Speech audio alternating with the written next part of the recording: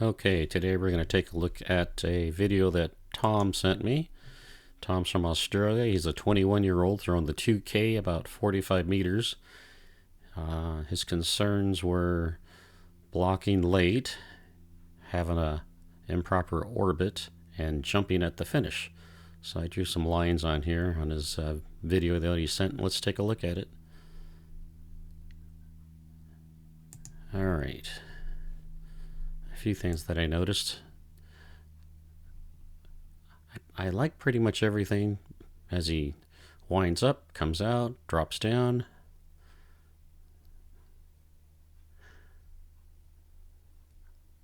Okay, right here on the left video, I've got this line showing his orbit from his left wrist to his right wrist. Okay, and then later on you'll see as he finishes, the orbit will jump up higher here. So one thing I like to look for here is to make sure his body angle, which is this line here, matches his shin angle, which they both look the same. So either release at this lower angle here or increase the shin angle and the body angle and release at this higher angle here. So let's see as he comes around and releases. You can see here the release angle is quite a bit higher from what he had earlier. So it could be a lower orbit, but you see the arm is in line with the shoulders, which I like. So you can't really bring it up too much higher. So the only way to get up here to this higher release angle is to lean forward more. But I kind of like how everything is set up here. His hips on top of the foot. So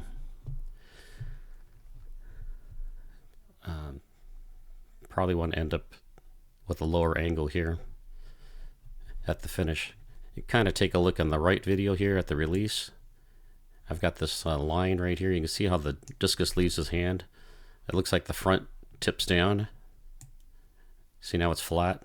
Then it goes right edge down.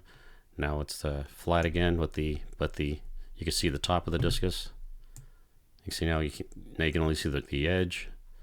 Now it's tilted to the right again. So you got a lot of wobble basically. And that'll happen sometimes if your orbits don't match. Right here on this left video, this line here, and then at the release, because you end up moving upward. The jumping will do that too sometimes, because you're jumping up while the discus is still in your hand, but it may not. The discus itself may stay down, which may explain why that front tip gets flatter.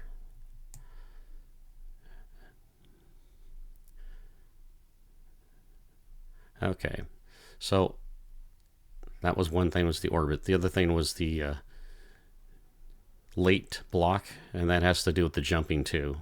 So I've got this on the left video, this line here.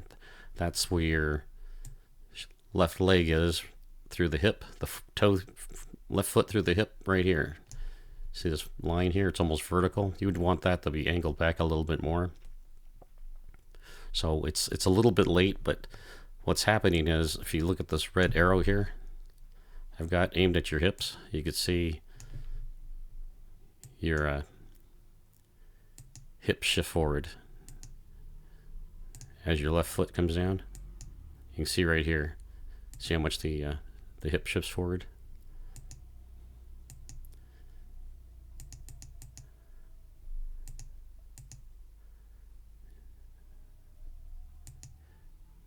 Right there.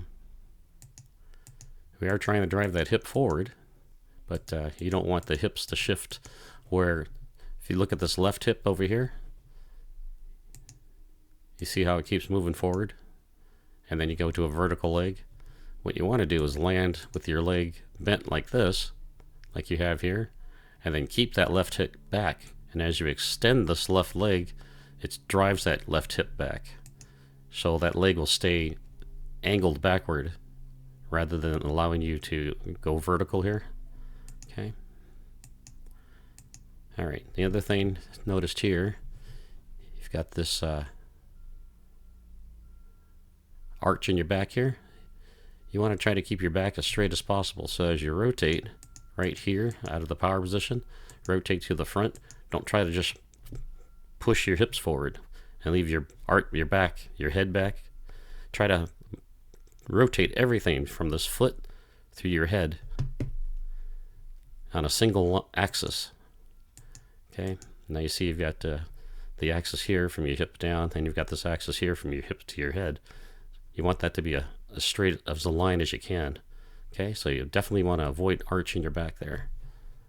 And that's part of the hip shift you're seeing too. So you throw the hips out in front. Okay, and this circle I made here, this is your left elbow. You see how it's going from behind you? Right here you can't see the left elbow at all. It's not in the circle. But as you turn, you're just simply turning your shoulders. Okay, you want to lock that left shoulder in right about here, and then move everything forward. Don't just rotate your shoulders. Okay.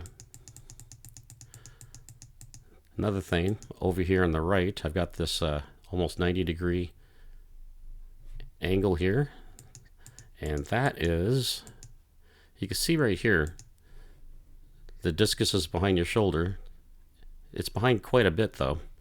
You want to be a little bit more in line. You don't want it too far back behind, because what's happening here is as you push that hip forward,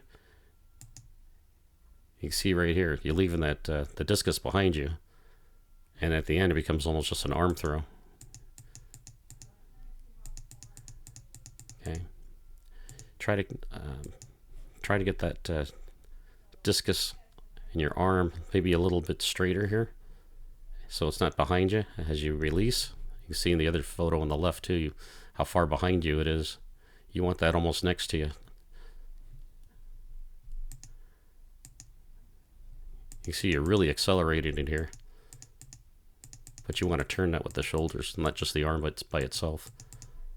Okay, and that's all I had. If you make any changes, feel free to send me another video, and please like and subscribe. Thank you very much.